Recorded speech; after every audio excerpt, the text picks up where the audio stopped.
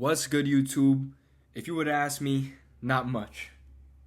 I just finished up watching the Rockets and Warriors game. This is my immediate reaction to that game, and I couldn't be more disappointed.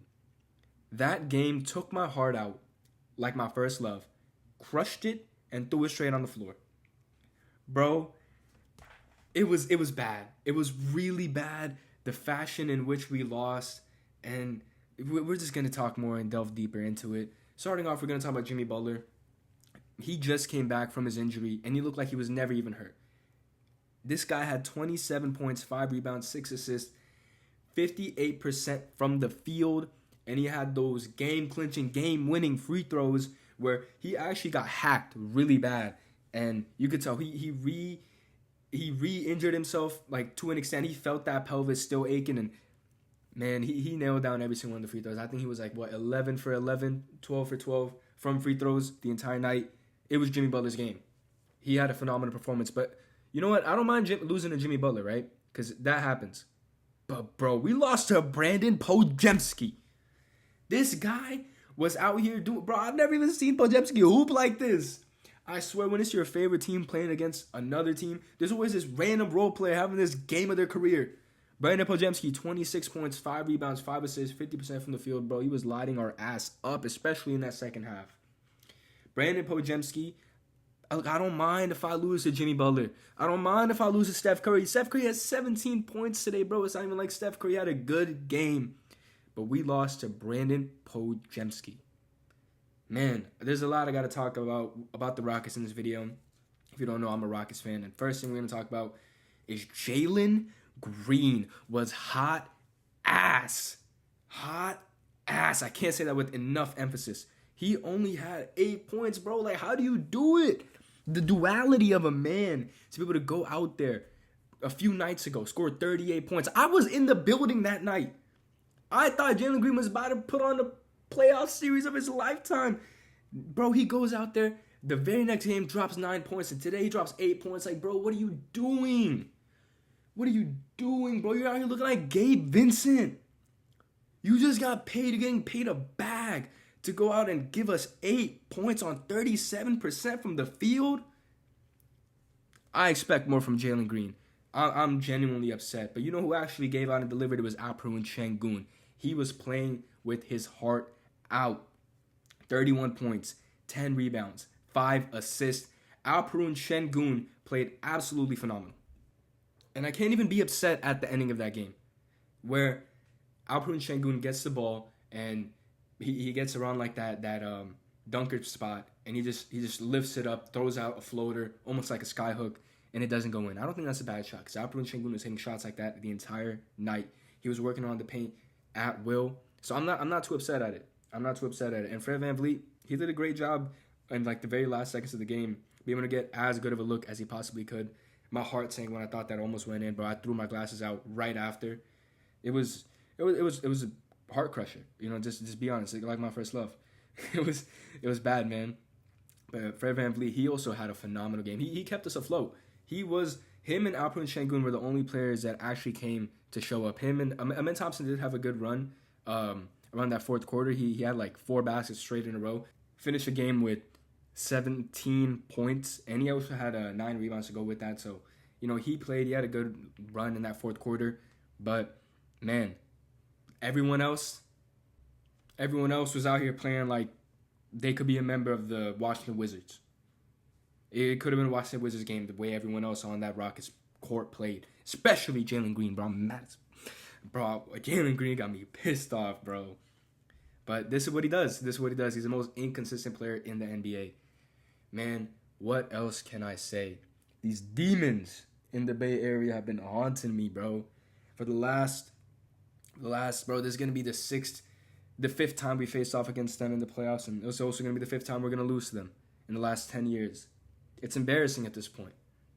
Like, how can a franchise own you that much to where you've had 0 playoff success, bro? I know Steve Curry is happy as hell.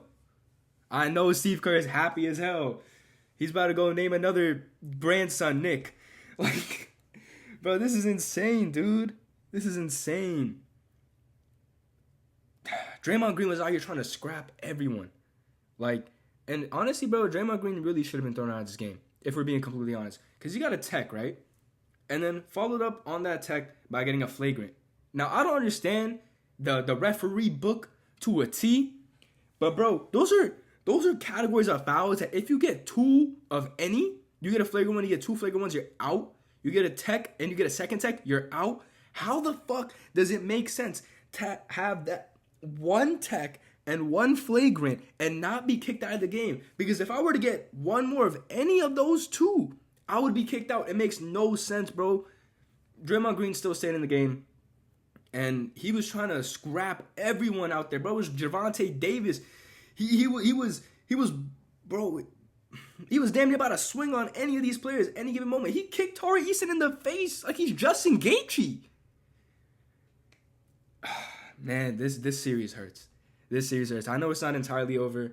Game 5 is going to be in Houston.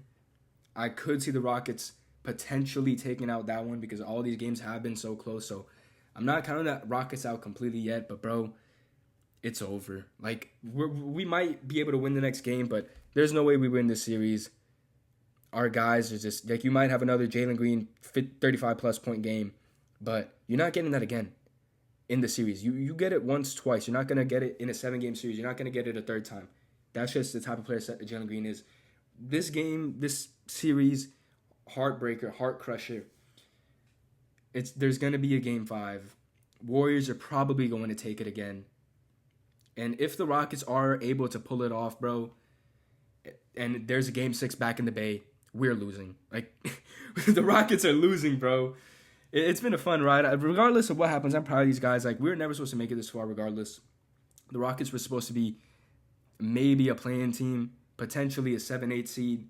But to see them in the position of where they are, they managed to get the 2 seed. It's a win regardless. Regardless of everything else, losing in the first round, it was expected. This team, they need a better half-court offense, and we're going to be able to get that within the next coming years. Probably not with everyone still on the team. I could see this team making some crazy moves this offseason. I think the reason why the Houston Rockets didn't make too many moves towards the trade deadline was because they wanted to see where this roster is at during the playoffs, and you're seeing where it's at. You need a star. You need a star player. Jalen Green out here, one game looking like Kobe Bryant, one game out here looking like he could play like Kyle Kuzma. And I'm not talking about the Kyle Kuzma that was in Washington and occasionally giving you buckets, but I'm talking about the Kyle Kuzma on the Bucks who's a straight ass, okay? What the Rockets need is that type of guy who you can just go and get you a bucket. I'm looking at the type of guys like a Devin Booker, maybe a Kevin Durant. I don't see them making that move for Kevin Durant. But the Rockets, they need a player like that. And fairly, honestly, bro, if it is a trade between the Houston Rockets and the Phoenix Suns, since the Rockets do have their pick, you probably wouldn't need to give up too much. I could see a trade package. As much as I hate to give up these players, I could see a trade package along the lines of maybe a Cam Whitmore. I hope not a Tari Eason, but I see that happening if that trade does go through. A Reed Shepherd. But I still think you can keep your foundation of guys. I don't see Fred VanVleet in this team next year. I'm sure. I know he's on a player option, or I think it's a team option. So he could potentially be a free agent and not return to the Houston Rockets. Dillon Brooks is still signed to this team. Jalen Green, I think you can keep him. Alperen Sengun, he's untouchable. Amen Thompson, untouchable. You could really be seeing a massive change in this roster coming this offseason. And as for the Golden State Warriors, man, they're rocking. They're rocking. I expect them to go on to the next round. And Anthony Edwards, if you can hear me, if you're listening to this Anthony Edwards, bro, give him 50. Give him 50. I want you to torch this team. Bro, I want you to... Dude, these guys have made me so salty. That would be a fun series between, Anthony Edwards has been going on this role where he's been like a legend killer.